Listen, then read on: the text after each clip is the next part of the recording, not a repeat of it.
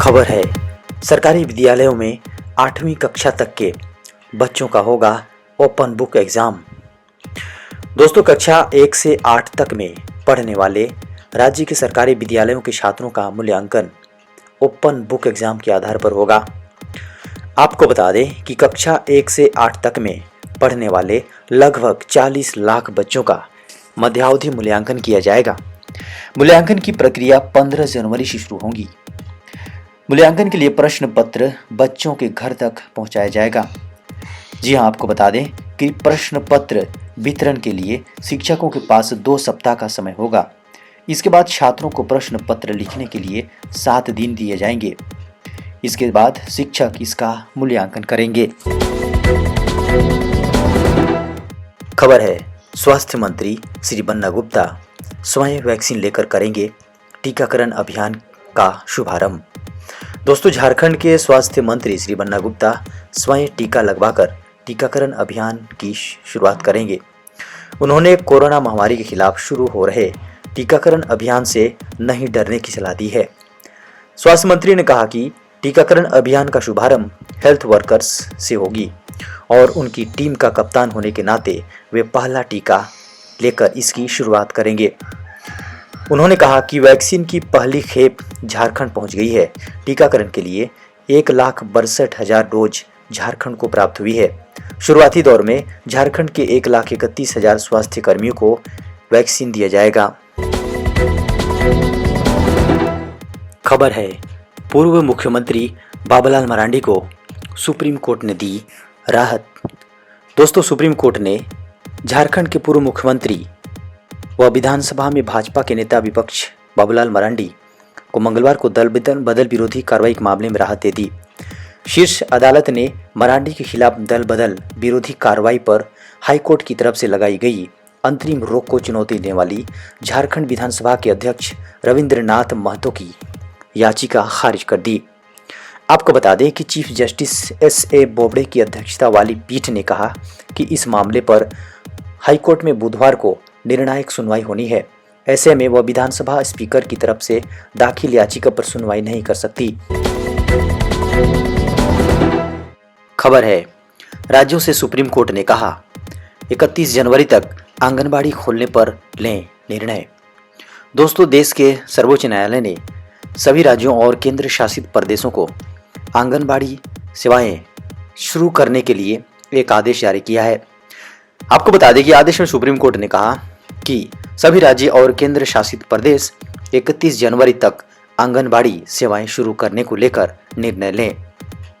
आपको बता दें कि अभी कंटेनमेंट जोन में आंगनबाड़ी सेवाएं शुरू नहीं की जाएंगी। सुप्रीम कोर्ट ने राज्यों और केंद्र शासित प्रदेशों को गर्भवती महिलाओं, स्तनपान कराने वाली माताओं और कुपोषित बच्चे को पौष्टिक आहार देने के भी निर्देश दिए हैं। अदालत ने कहा कि पूर्व निवारण प्रबंधन किया जाना चाहिए।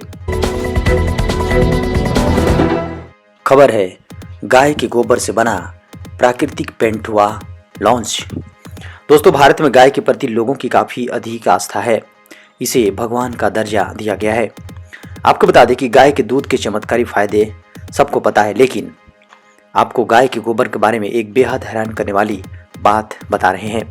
खादी और ग्राम उद्योग आयोग एक खास पेंट लॉन्च करने जा रहा है। दरअसल इस पेंट के माध्यम से सरकार एक साथ 3 टारगेट हासिल करने का प्रयास कर रही है। आयोग के मुताबिक खादी प्राकृतिक पेंट न सिर्फ पर्यावरण के लिए अनुकूल है, इसके साथ ही ये पूरी तरह से देश में बनाया गया है।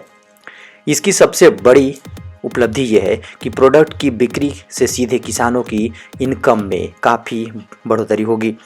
इस खास पेंट को सड़क परिवहन तथा राजमार्ग और सूक्ष्म लघु तथा मध्यम उद्योग मंत्री नितिन गडकरी लॉन्च करेंगे। खबर है, पीएम फसल बीमा योजना हुआ 5 साल का। पीएम मोदी ने कहा करोड़ों किसानों को हुआ फायदा। जी हां दोस्तों, बड़ी खबर आ रही है। प्रधानमंत्री नरेंद्र मोदी ने प्रधानमंत्री फसल बीमा योजना के 5 साल पूरे होने पर इसके सभी लाभार्थियों को बधाई दी।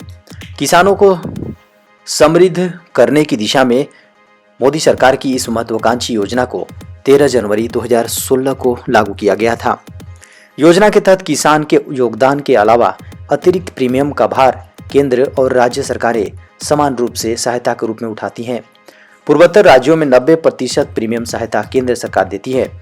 पीएम मोदी ने योजना के 5 साल पूरा होने पर लाभार्थियों को बधाई देते हुए ट्वीट किया कि देश के अन्नदाताओं को प्रकृति के प्रकोप से सुरक्षा प्रदान करने वाली पीएम फसल बीमा योजना के आज 5 साल पूरे हो गए हैं। इस योजना के तहत नुकसान का कवरेज बढ़ने और जोखिम कम होने से करोड़ों किसानों को लाभ हुआ है। खबर है, झारखंड के स्वास्थ्य मंत्री श्री बन्ना गुप्ता ने सोहराई, लोहड़ी और पोंगल की बधाई दी। दोस्तों, झारखंड के स्वास्थ्य मंत्री श्री बन्ना गुप्ता ने ट्वीट करके कहा, सभी देशवासियों को प्रकृति पर्व सोहराय, लोहड़ी और पोंगल की हार्दिक बधाई और शुभकामनाएं। उन्होंने आगे कहा, सभी पर्व आपके जीवन में खुशहाली, समृद्धि और नए ऊर्जा का संचार करें। यही मंगल कामनाओं के साथ अनेकों अनेक शुभकामनाएं।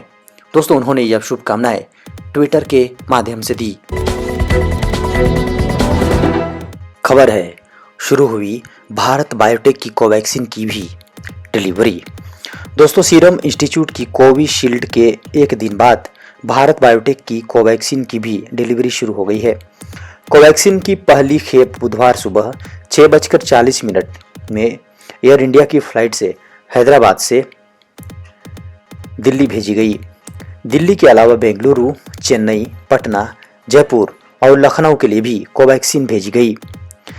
कोरोना वैक्सीन की पहली खेप बुधवार सुबह 9:02 में विशेष विमान से रांची एयरपोर्ट पहुंची। यहां से इन्हें नामकुम स्थित स्टेट वेयर हाउस पहुंचाया गया। एयरपोर्ट से वेयर हाउस की 11 किलोमीटर की दूरी को 32 मिनट में तय किया गया। पहली खेप में झारखंड को 16,200 वायल्स मिले हैं। दोस्तों, बड़ी खबर आ रही है, 13 से 16 जनवरी तक कई राज्यों में होगी बारिश। जी हां दोस्तों, देश में एक बार फिर से मौसम ने करवट बदली है। 2 दिनों से छाए बादल अब हटे तो सर्दी का असर साफ नजर आ रहा है। रात के समय गहरा कोहरा छाने लगा है जो सुबह तक बना रहता है। मौसम के जानकारों का अनुमान है कि अगले 3 से 4 दिनों तक देश में मौसम बदला हुआ रहेगा। कहीं कड़ाके की ठंड तो अनेक शहरों में बारिश की संभावना है। जी हाँ, आपको बता दें कि 15-16 जनवरी तक पश्चिमी ठंडी हवाएं प्रयागराज, वाराणसी, गोरखपुर, लखनऊ, बांदा, चित्रकूट, जौनपुर, प्रतापगढ़ समेत पूर्वी उत्तर प्रदेश पर अपना शिकंजा कसेगी और कड़ाके की सर्दी इस दौरान देखने को मिलेगी। आपको बता दें कि उत्तर भारत के मैदानी इलाकों में पंजाब, हरियाणा, राजस्थान, दिल्ली में बीते 2-3 दिनों के जैसा ही मौसम आगामी 3-4 दिनों के दौरान अपेक्षित है।